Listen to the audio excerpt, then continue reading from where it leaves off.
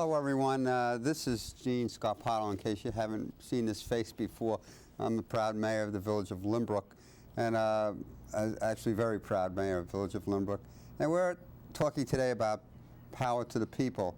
And basically what we're talking about is forming our own municipal village-wide electric company in Lynbrook versus the present local Lynbrook. When I was elected 2 years ago, I had promised the people that I would be proactive and look for anything that we could do to change things in the village of Lynbrook. And I have been doing that as much as I could, and this came along to me about a year and a half ago. And I have a few gentlemen with me today from the company to which we hired, the village of Lynbrook hired, to do a study as to whether or not we could change Lynbrook's electricity from Loco, who at the present time charges our residents 17 cents a kilowatt hour, to a more reasonable figure, maybe 40 to 50% less. The study was performed by these gentlemen with their engineers, and we hadn't had to pay very much money for that. It's basically a gambling situation for them. They don't realize anything until if it works, and they would then get only 50% of what the village would save. I also have with me today one of my village trustees who will go over the numbers, since Loco has been in our village since the inception of our plan here, fighting every inch of the way, spending an awful lot of money to stop our initiative. They say that there's no reason for them to be here other than just inform our people, but I feel, and most of anyone else who is involved with this situation, feels that Loco is fighting basically for their lives, and we can't worry about Loco. We have to worry about Lynbrook and its residents, and what we feel is that we are on to something, and if we were not on to something, Loco wouldn't be spending so much time here. They have rented our facilities, they've come to every one of our meetings, they've gone to many of our senior citizen meetings and other organizational meetings. They're spending an awful lot of money. They've rented TV time. If we're so far wrong from what we're trying to do, then why are they here? Why are they spending so much money? So I say we have to go through this process, and we have gone through the study. And the study says that the numbers look very good. However, we need a vote from our residents and a vote of yes on the referendum, which will be placed upon you on the 18th of this month, either to say yes to a referendum to commit us to $35 million, which need not be spent until we're sure that we're on the right track, and a no means we're dead and finished. And it would be a shame not to go forward and find out whether we are right or wrong, because we're talking about an awful lot of money. And we're going to hopefully today and in this program to convince you that we should take a look forward. And it doesn't cost the village another dime. The $15,500 we spent for the study is all we've had to spend and all we will have to spend until we get more firm numbers. And we can't get firm numbers under the system unless we have a license. And what you will be voting for on March 18th is to give us that license. And now, then we can go out for bids and get prices of electricity. We do have informal bids, which are not commitments, for 3.5 cents a kilowatt, bringing it in from door to door. And we understand that there are at least 200 brokers out there selling electricity from the Midwest. It gets wheeled into our door, and they would speak to us and they would give us firm power, maybe for 5 to 10 years going out forward, and we would know where we stand with the cost of that. And then there are other costs that we need to know, and the federal agency, FERC, will not talk to us unless we have a license. They will tell us what the condemnation and what our responsibilities are to Loco if we condemn their lines and poles. We can't get that true answer. We have estimates, and we have reasonable estimates. And the company we hired, Power Alternative, has been criticized by Loco, and they're trying to discredit them, saying there is no track record. Well, there is no track record on Long Island. This is a first. And so what? Lynbrook is first. Why not? We should take the initiative when we feel it's right, and we have done so. And we're at this point now where in a few days you're going to vote one way or another. And we're hopefully today going to convince you. We've appeared and opened up to the public everything we know. Nothing has been hidden. And Local has been campaigning and telling stories which are half-truths and misrepresenting the facts and actually scaring many of our seniors and many of our residents into believing that we're folly.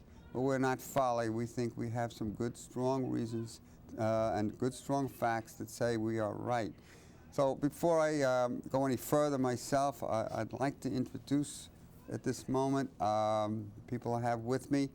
And first of all, I would like to introduce my village trustee, Thomas Mischio. Thomas Mischio is a certified public accountant who is a numbers man, and he knows numbers. And he's going to present you Loco's estimate of what it should cost us, basically $155 million, versus what we say it's going to cost us, $35 million. And he's going to show you the differences in how we reach our figure versus how they reach theirs.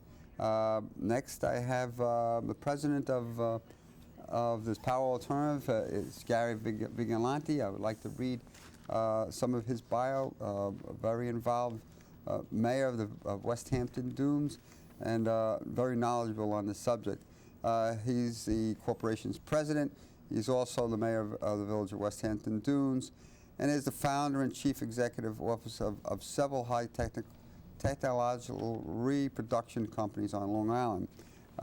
Gary is a highly regarded expert in community government relations. He's been an invited speaker to national conferences and featured in national publications. Currently, he represents communities on Long Island and several other states across America. And also, I have Mr. Tom Scianti.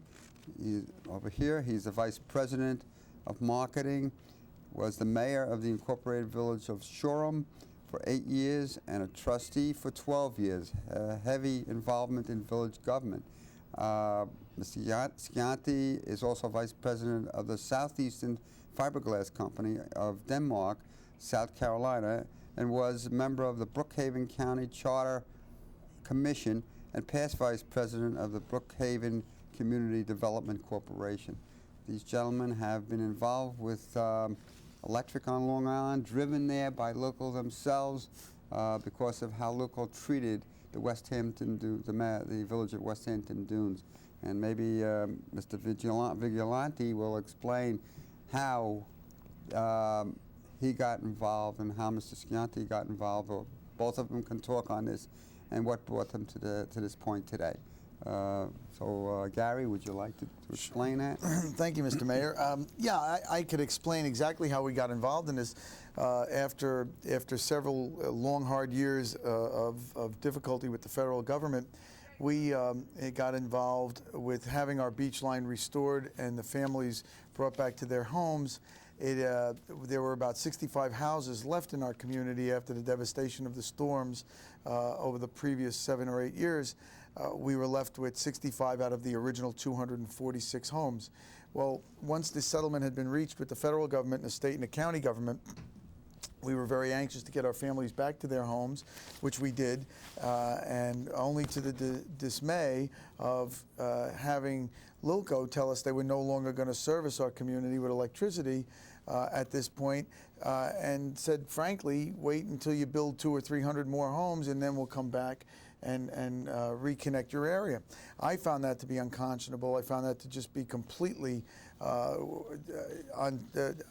unsatisfactory, and started to do some research. This, as I said, was in 1993, when some of the very first FERC regulation discussions had begun.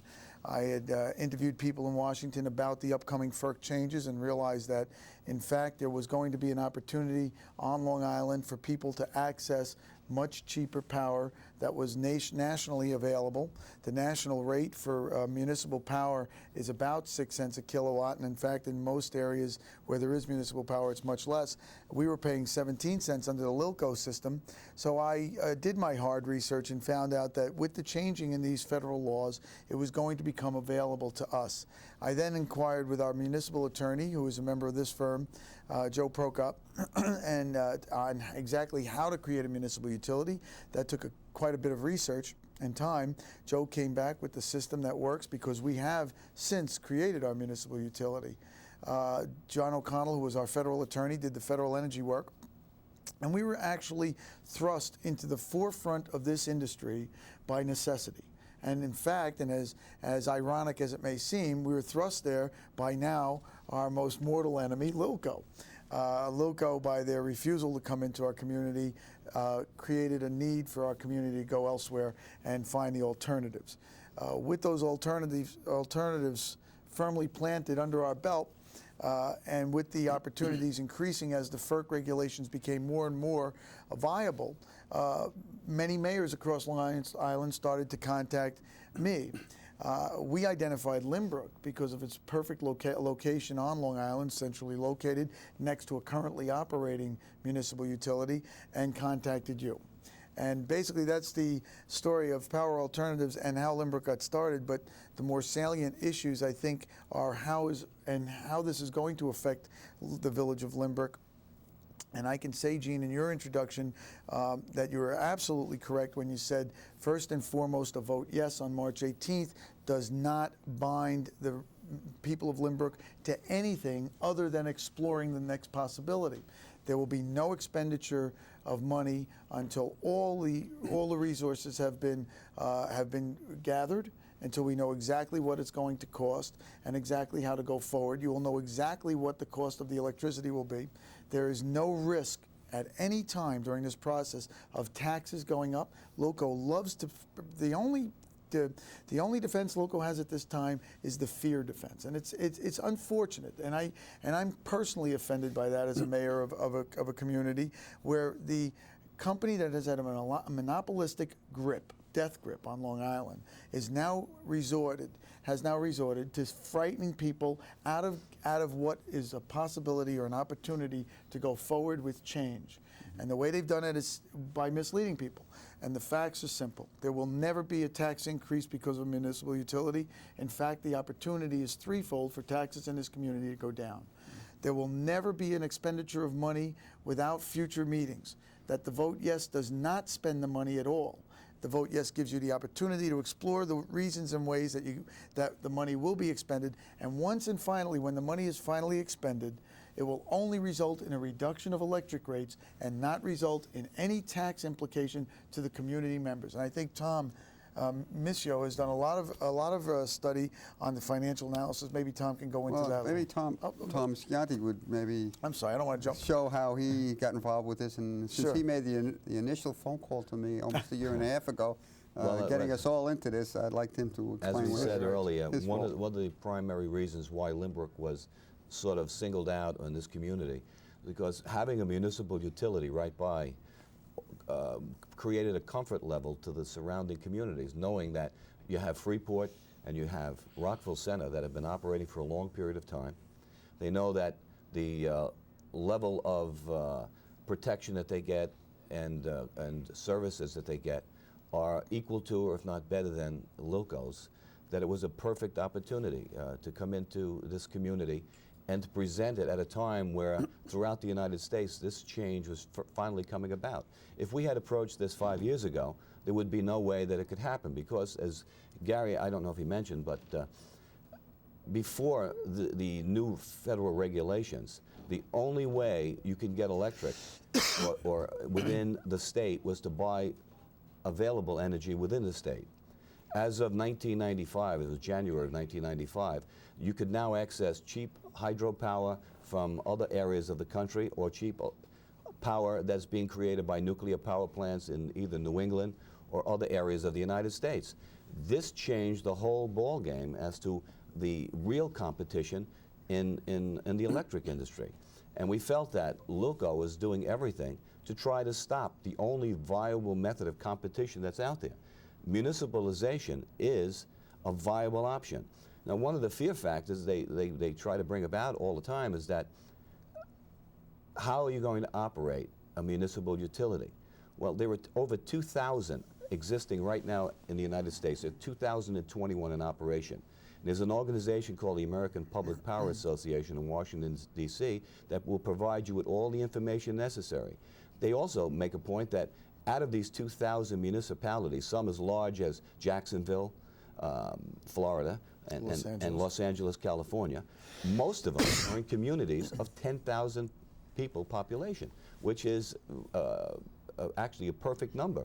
The small communities have direct control over their operating costs and over the boards that are involved in overseeing the electric municipal utilities. So. Well, see, the fact is that it is being done, and it's being done nationwide.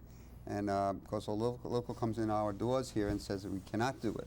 And they say that the cost is going to be $155 million, contrary to what we feel. And the survey that these gentlemen had made by going around our village, counting the poles and the lines and the power stations, and actually what we would have to do is condemn what we need. And of course, Local has been saying that 155 million, which includes everything they have in Lynbrook. We won't need everything. We would need about 30% of what they have here, and they keep avoiding that that fact. So the number is reduced by that alone. So basically, that's where Tom Michaud comes in now to explain the differences between their figures and our figures. And at this point, I think it would be the time for Tom to. He has a chart that you could see to explain the numbers and compare the numbers. And so Tom Michaud, maybe you couldn't take over and do that. Okay, thank you, Gene. One of the things I did to try to explain the difference between the representation done by Loco of $155 million and our figure of $35 million was to take the Loco document, which spelled out the $155 million, and match those numbers up directly with the $35 million figure that is provided by our feasibility study.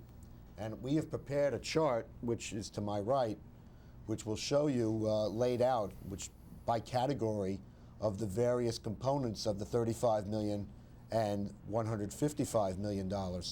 And we call it a reconciliation of acquisition costs, because those will be the numbers that'll be needed to, in effect, start up the utility. And I'd like to run through them by category, if I may. And the first item is the replacement cost new of the local facility. And what that means is that is the actual condemnation of the poles, wires, and any other assets within the village that we would need to run the electric utility. We believe that about 30% of the assets that are physically located within the village would be needed to be taken in order to run the utility. Many of the assets that are being used now or in the village would not be needed. For example, the large overhead transmission lines that we're all familiar with at Grice Park, those are not only used to service Lynbrook, they're used to service other communities. So in effect, we really wouldn't need them and we wouldn't take them. The Whitehall Street facility, that's a facility that services a great part of the village and other villages. We wouldn't need to take all of that, so Loco would retain a great percentage of that. To go to the actual numbers themselves, we have one column, which is the Village of Lynbrook, and the Loco representation. For the replacement cost new, which is the accounting method used to determine the costs here, of the local facilities, we have provided $17,400,000. Loco, in their document, has a number of $15,093,000. So actually, we are providing a larger number for the condemnation of the poles and wires within the village that we would need to run the electric utility. Again, the method is a replacement cost new less depreciation. which is a standard method used throughout the electric industry in the United States. The numbers that we used were, by the way, were generated by a gentleman who's not here today, who was the former deputy controller of Lilco for over 40 years and is considered a national expert in the determination of these numbers. The next item is the severance and reconnection item. We have provided $7,920,000. Lilco says it's going to cost $14,500,000. What that is, severance and reconnection, is because we are creating our own municipal utility, we need to separate Lynbrook from the Lilco system and reroute Lilco around the village, in effect isolating ourselves in our own utility. We believe that there are 14 connection points in which Lilco comes across the border into Lynbrook. We need to reroute them. Again, our number is a result of a engineering study that was done of these points and a financial analysis done by a recognized expert. The next item, startup costs. We provide $2 million. Lilco says it would be $7,523,000. Startup costs represent the acquisition of trucks, supplies, training materials, computers, any assets that we would need to start up the utility, to get us up and running, billing computers, those kinds of things. We have provided $2 million for that, and in addition, in that number, we have a little bit of a working capital reserve because we recognize the fact that it's going to take a little bit of time to get up and running in the collection of the various bills. Next, we move on to legal and engineering. And as the name implies, there are going to be legal costs associated with the establishment of the utility, and there are going to be some additional detailed engineering costs in effect to do some of the severance work. We have provided $750,000 for that, and Lilco has provided $2 million. Again, our estimates are based on the engineering work that was done by Mr. Bill Sukow, who is the chief engineer of Power Alternatives, and Mr. Bill Shelbourne, the former deputy controller of Lilco, who has many, many years' experience in the field. The next item is debt service. We have provided $3 million for that, and Lilco says $2,674,000. The debt service primarily is a reserve of 1 year's debt service. Like your mortgage, you have a principal and interest payment that would be paid on the note, the $35 million note, over a period of 30 years. We have provided a reserve of 1 year's debt service so that the utility will have some additional working capital to start up. We've also provided in that number of $3 million the estimated fee of the investment banking firm that would be used to float the actual note. They would prepare a prospectus, take it to the markets, and sell that prospectus. They earn a fee for that. We've provided that fee within our $3 million number. At this point, I've run a small subtotal to give you an idea of where we stand or what our difference is between our number and Lilco's number when you talk about in effect, the nuts and bolts of starting up the utility, and before we get into other intangible type areas. Right now, we believe the number is $31,070,000.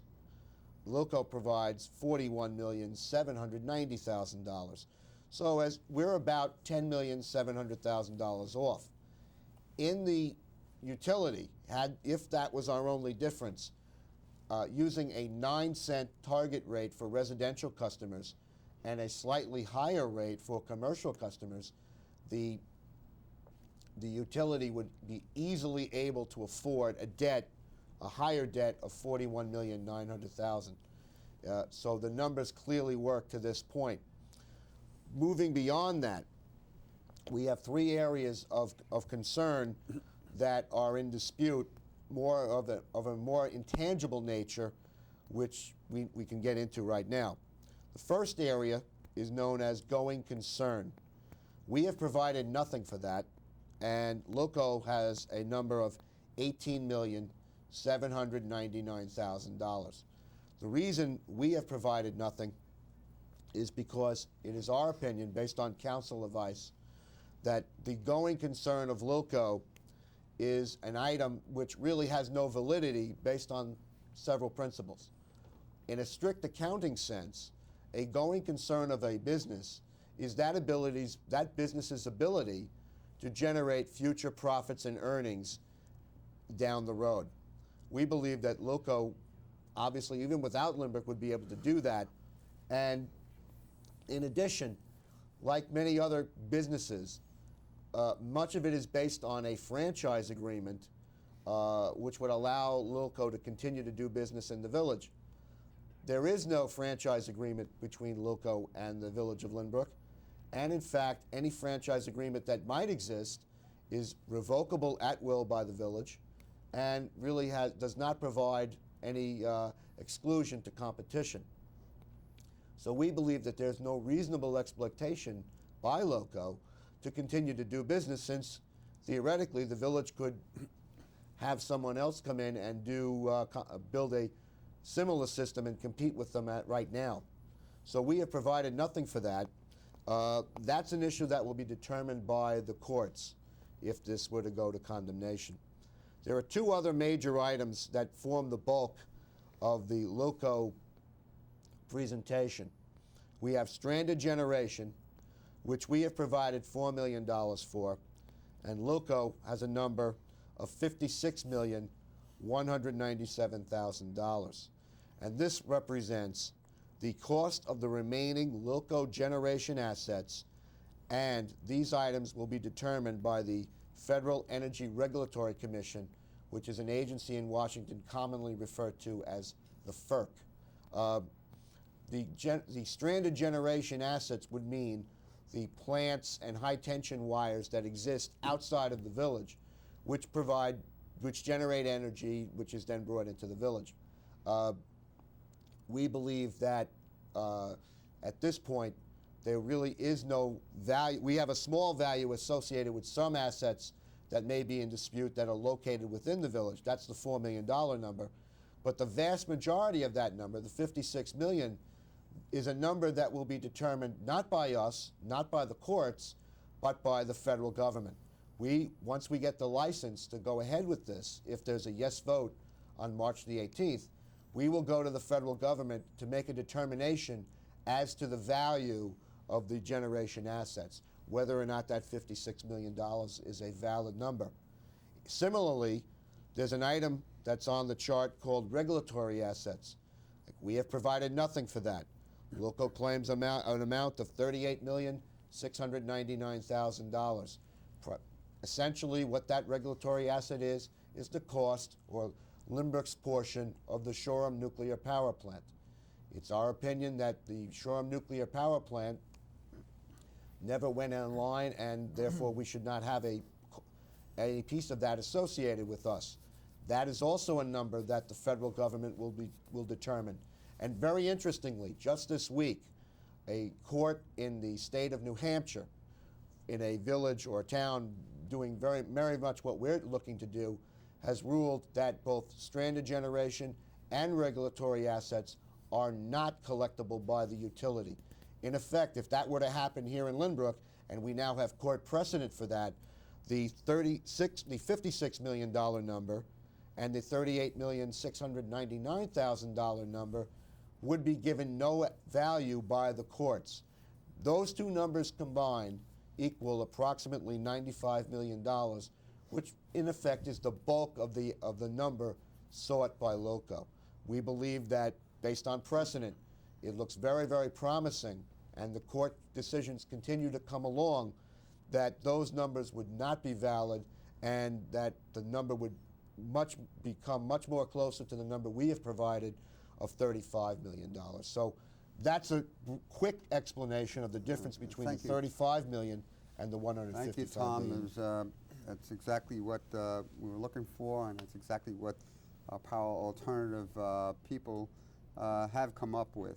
And the other questions that keep rising and local keeps misrepresenting are taxes. And the tax issue is very important to the school district because actually the school district receives taxes from local of about $1.2 million a year.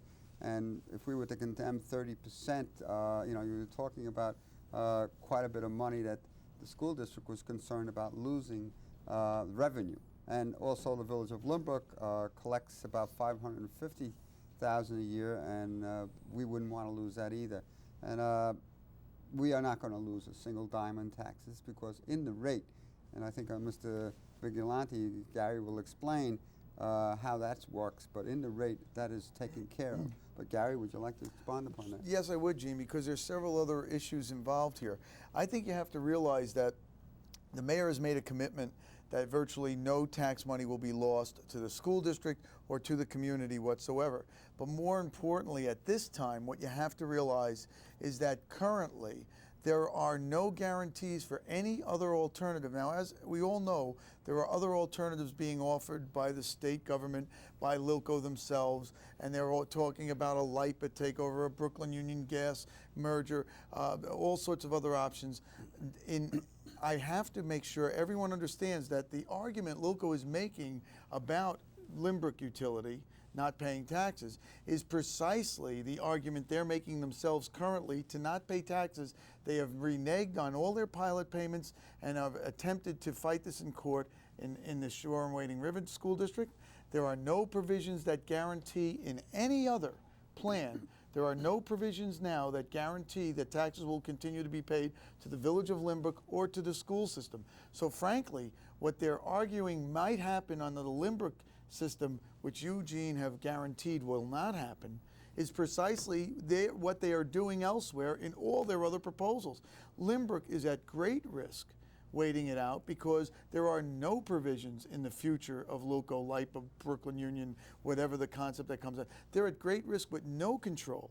If Lynbrook Electric creates its own utility, Lynbrook Electric guarantees that they will pay these taxes and replenish those budgets to the exact amount, if not better. And for example, in Messina, New York, Gene, that municipal utility actually replaces more money into the taxing districts than would have been required under the investor-owned utility. And this is in the rate. It's all within this rate of 8.75 cents. It never impacts your tax base. It will only impact your tax base in a positive way. And for example, in Messina, New York, where they've had a wonderful success rate in their municipal utility. In fact, they've lowered their price 3 times in the last 2.5 years, and they are paying sub 4 cent a kilowatt electricity in Messina, New York, when the investor-owned utility up there is paying about 14 cents, Niagara Mohawk. But the fact of the matter is, in Messina, New York, Messina funds all their youth plans electrical needs. In other words, the baseball fields are lit all night. They have a statewide championship hockey teams because they fund the hockey rinks use of electricity. They do a lot of work with the senior citizen centers, and they fund the senior citizens' electric needs all through their 4 cent rate. So they have replenished taxes to a greater level, and they have funded other issues in the community, thus reducing the tax burden upon the people. They do all the tree trimming in the community under their 4 cent rate. You would be doing it under your 8 cent rate. They do all the road maintenance and plowing in certain areas of the community where their needs are and where they can use their equipment instead of the village equipment, thus reducing the capital expenditures of the rates in the taxes. It is a win-win-win situation with Lynbrook taking over their own destiny, leaving it up to the hands in Albany, leaving it up to the hands in Lilco, because frankly all the other systems, Bill Katakasinos has been an aggressive opponent of leaving his position. Now, let's not argue about this because Mr. Katakasinos earns quite a bit of money as the chief executive officer of Lilco. If the Brooklyn Union deal goes through, he's going to double his salary to well over $1 million, well, very close to $1.5 million a year. He's not giving up that post, and he's not giving you any control. What will happen in these systems is a no guarantee of tax replenishment to this community, an absolute loss of any chance of reducing your electric rates to the tune of 30, 40, or 50%, which is the opportunity we have here in Lynbrook when we vote yes on the 18th. And of course, falling under the purview of any parental government agency that doesn't have your own residents in mind will give exactly what your own residents have, and that's no control. Okay. And clearing Listen, up, though, yeah. for 1 second about the taxes. Under this plan, under a municipal utility, the village of Lynbrook will save approximately $140,000 a year of its tax Municipal debt right use. now, municipal use, $140,000 saving. Plus the school district will save considerably on its electric use. So they will be gaining, they will be continuing their payments of taxes, and they also would be receiving a benefit of lower electricity, which could be passed on in the terms of a lowering the school rate, Budget. the school tax and budget rate You know, for all another the interesting community. thing, Tom and Mayor Scarpata, is the recent deregulation in the gas market. As a municipal utility, you'll be able to participate in this market as a wholesale bundler. And although the residents now may be able to access some retail wheeling reduction if they go to another company, what will happen in Lynbrook as a bundler is you can buy on a wholesale value and buy with the full weight and power of the use in Lynbrook and pass that along to your community, your school districts, your municipal use, and residents, if they so choose, a much lower rate of gas price. So that you can do, by the way, once you form your municipal utility, we believe that you'll be able to do that immediately with no expenditure of money whatsoever, without going forward with the electric metering and the electric change and the expenditure of the money. So the numbers keep getting better They and better. only as we get go. better. So- That yes, that Tom? could theoretically, I know we've talked preliminary, but there's possibility of a 20 to 25% reduction in your gas bill, Everyone or in this- possibly even more. That's right, and including that into the municipal use and the Right. school budget use, it becomes a tremendous savings in the tax base, because hopefully the reduction in your capital Yeah. expenditures will be translated into your local budget and thus reducing residential taxes. You know, it's funny you brought that up, because I just happened in the last few days to get my own LOCO bill, which summarizes my use for my home on Stewart Street here in Lynbrook. And according to my bill, from March to February of this year, I spent $972 for electric service with 5,679 kilowatts. And I just did a quick calculation using our benchmark 9-cent rate, and had the utility been in effect for that period, for that year, I would have saved, as an individual homeowner, $561 over the course of a year. So it's a tremendous opportunity for us. And not only would the village save money, as you mentioned earlier, there is the possibility of generating savings like this for everyone. In fact, we've even calculated that there's a possibility that given the entire village bill, if you took Lynbrook and made one bill, which is in excess of $20 million, using a 40% target rate, that would generate savings of possibly $8 million. That's $8 million in the hands of the people, which they can then turn around and invest in their homes, invest in their children's education, go out and buy the items that they need for their home, invest for their future. So really, the multiplier per year, the multiplier effect of that would have a tremendous economic impact on the village and really improve the quality of Well, life. the trickle-down benefit is tremendous, and it keeps showing up every turn we take. And brings me to the next item, which is a key component to this whole thing as to whether it works or not. And that's the cost of electricity that we could buy from out of state. And maybe Tom Schianti maybe will explain it, because when Local was here in December, they had said that we could not get cheap electricity, we could not buy it.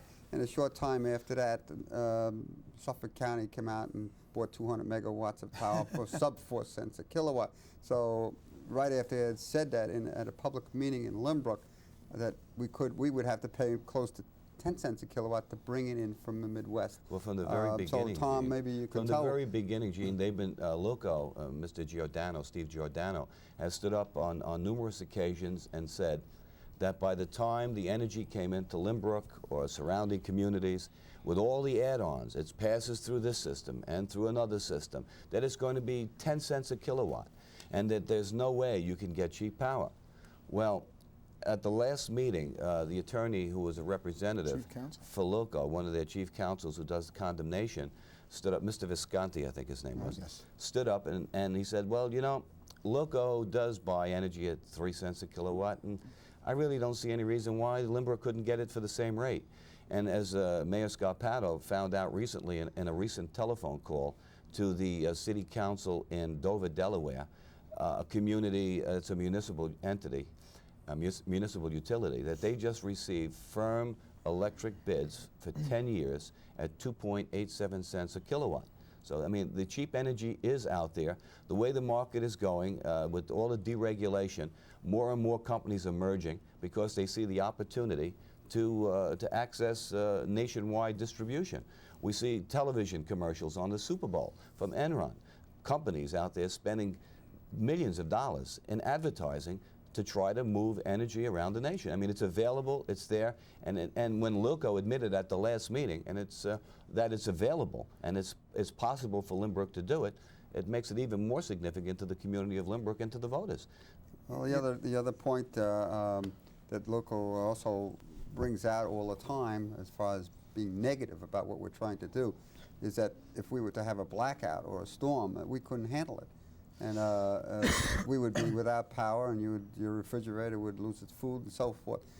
Gary, maybe you can explain what we have in the numbers of 8 3/4 cents a kilowatt that will take care of that. And I think it was modeled after other. We modeled it after Rockwell Center, and what we did do, we had the good auspices of the village of Rockwell Center, and your good relationship with that village, Gene, to access their information. They were very helpful with us, and what they did for us was allow us to look at their system and how it works.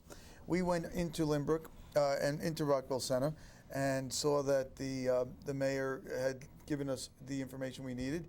We sent our engineers in and duplicated their system-wide maintenance program and maintenance ability, and geared it exactly to the needs of Limbrook. We came up with a price that has been supported throughout the research as a model of Rockwell Center, which, by the way, is a bit, and we overbuilt it at the end by about 12%. So we gave an extra cushion of support to this village. The interesting thing, and what should be noted, is very simply this: you will have a dedicated full-time workforce here just for Limbrook.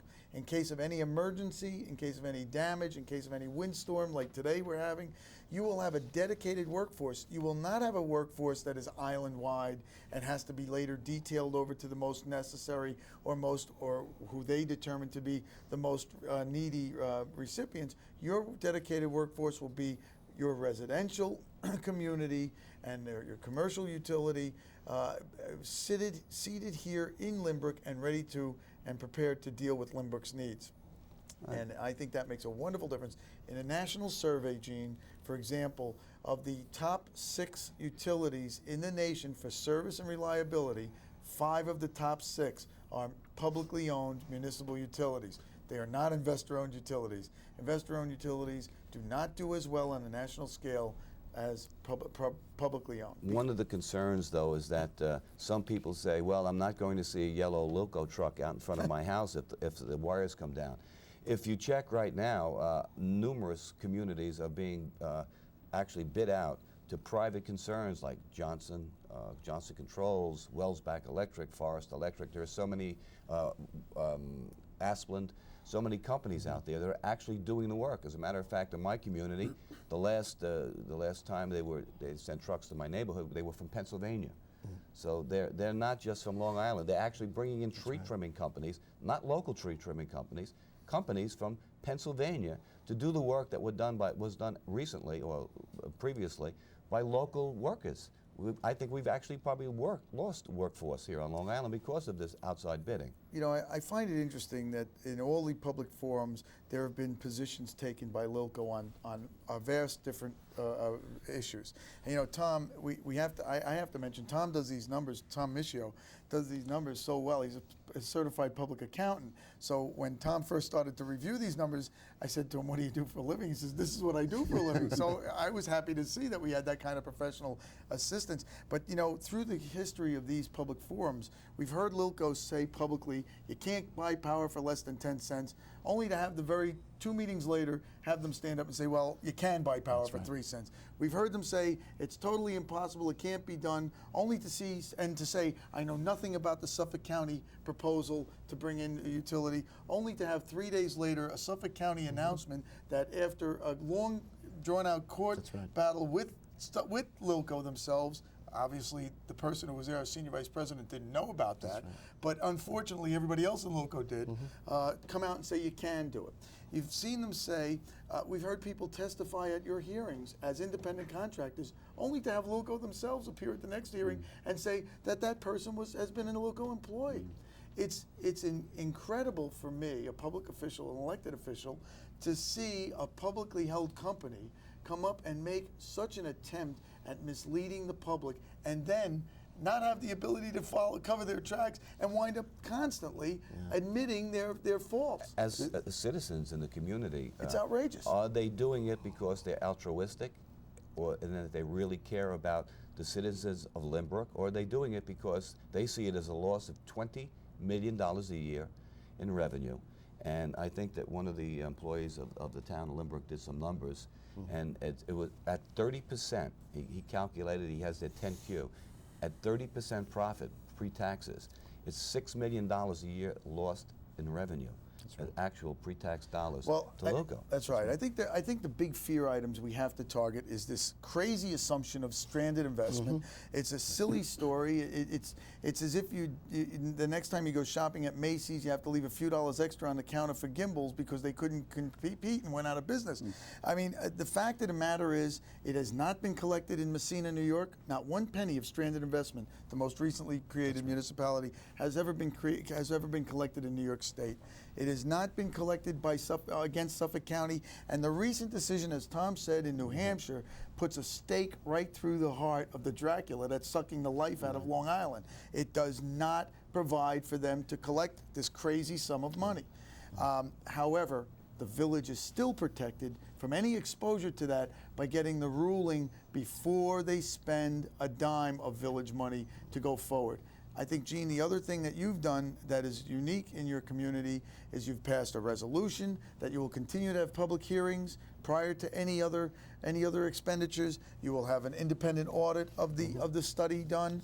You've also said, and by the way, it is law, and I think the residents should understand this too, that if in fact there was $1 more than the stated amount in the referendum that is passed on March 18th, if it was $35.7 million and $1, you would not be permitted to spend that extra money without going back for another public referendum and public address, a public vote. Effectively, what's happened is we would be capped at the $35 million, and So we you can't could go not beyond go it. forward. Exactly. And you could not spend another penny. Right. The public would have an opportunity to vote again. Vote again. One other thing I'd like to point out, we talk about Lynbrook, and obviously the reason we're here is that we care about Lynbrook and we want Lynbrook to move forward.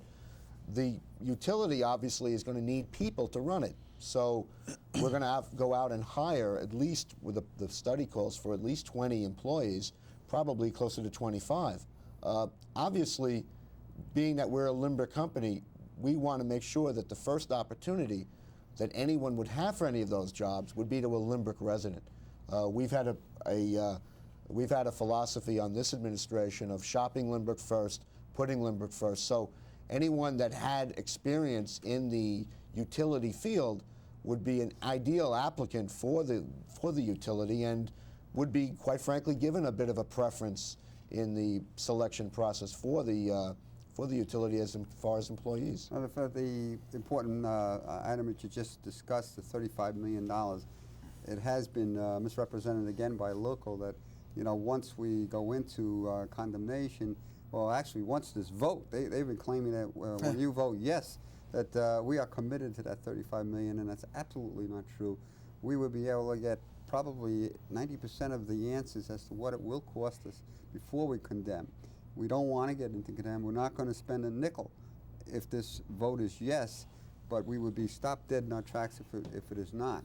So what we're saying is that once we have a yes vote, then we can go out and get bids for firm power, and then two, we can go to FERC and get the answers on those 3 items down there that Tom had alluded to that are really the crux of LUCO's proposal into getting up to their astronomical numbers. We can have all of those answers before it goes to the courts and before we take the risk of putting ourselves out for $35 million. The other thing I want to bring out is that we have a chart here that gives us a path of the progress, the formation of the municipal utility in the village of Lynbrook. I don't know if the camera can get into that, but we started with 2 public forums, one on January 29th. Aside from all the other public meetings we've had, and we've had press releases and so forth, it has not been a secret to Lynbrook as to what we've been doing. But we had 2 public forums passed, and then from that point, the referendum vote, which is March 18th, if you see the arrow takes us down to that. If it's a no, it goes right off to the end and it says dead to the right, and that is dead. And that would be a terrible shame for Lynbrook and for its residents and for an opportunity to find out if we're right or if we're wrong. But if it's a yes, it goes on up to the left there, and it says we have a license to investigate alternative cost of power, which means we can go out and get firm bids and commitments from these power brokers out there. There are thousands of them. And it branches off from there. If the estimates are unreasonable, in other words, if the prices are too high and it comes out that we can't do what we say we're going to do, we can't sell power for 8 and it becomes 15 cents or 14 cents a kilowatt, and it's going to be way over the $35 million, we then, it goes on and says the village board does not go forward with this venture, with this at this time. We still have the license. They can't ever take that away from us. We put that on the shelf, and maybe later on, 4 or 5 years ago, another board, another group of people can come in and take it up again if there are new laws that permit or to say to us that we can go forward. But that would go there if, in fact, the estimates come in reasonable, and we can reach what we need to do for the figures that we say we can, or close to it. Then we would have another public decision at Village Hall. We have a public, not a forum, but a discussion as to whether or not we should go forward and condemn. The board would then have the opportunity to vote in a plan, and that's the end. So there are various detours and various safeguards for the village residents. It's not like it's, yes, carte blanche, you're going to spend $35 million, you're going to put the village into debt. This is what LUCO is telling everybody and scaring everybody. This is not true. So I wanted to emphasize that. I think another point that has to be brought up is this is, as LUCO like to try to phrase it, a blank check. This is by no means a blank check of any sorts. This is an opportunity to go forward from here, to research and find out if we can do it within the $35 million number. There is no chance of a blank check being written. As a matter of fact, Gene, on the condemnation value, that's another term that they love to banter around. They were actually $2 million cheaper on their condemnation value than we were. And I find that to be very interesting, because all the other issues we can find answers to prior to. The only issue that may be in question somewhat later on down the road is the condemnation issue. But I'll tell you what, we'll settle it now and take their number of $15 million and save the $2 million. So there's absolutely no risk. It would be an exercise in futility to do what you've done so far and not have the opportunity. It's just sitting here wasting a lot of energy and not having the opportunity to find out really if the numbers work. You know, Gene, you spoke to another municipal utility or two. How many bids did Dover get when they put their request for the when bids? they went out to bid after they had their they had their license, they put it out for bid. They got 30 to 40 return bid, 30 to 40 across the nation. And they wound up paying how much? And they ended up paying they got a bid for about 1.5 cents a kilowatt.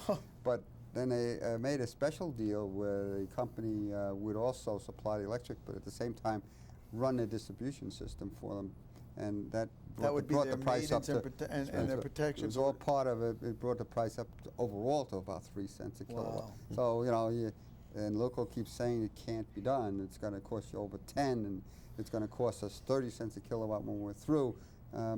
This, I think, is a disgrace for them to come into my village and to scare my residents this way. And if they're so sure that this whole thing is folly, then why don't they just sit back and watch us fall on our face?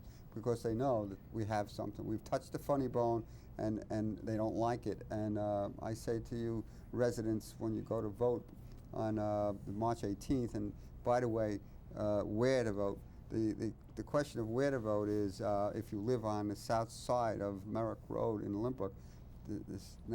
Everyone votes at the recreation At the building. library. I'm sorry, The south. library. Oh, south side. I'm sorry, of Merrick Road. You vote at the village library. If it's the north side of Merrick Road, you vote at the recreation building, and it's March 18th, and it's regular hours. I think from 7 a.m. to 9 p.m. And we need a yes vote for you. It would be a terrible crime to lose this opportunity to find out whether or not we can do this thing. I see we have a minute left to go. So I just want to emphasize to my residents that we are not into this. My village board is behind me 100%. All 5 of us believe in this thing. We feel we got the right representatives in Power Alternative to do the job, to give us the numbers that are closest to being correct. We think LOCO has misrepresented my residents, and it upsets me terribly to feel that they come into my village, spend all kinds of money at the expense of my village, not having an opportunity to go forward and look for an opportunity to save some money.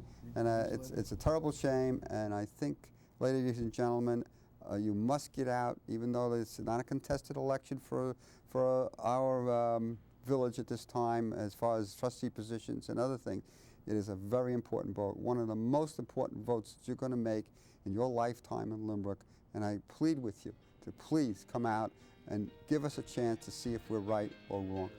Thank you so much for this time, and hopefully we'll see you on March 18th.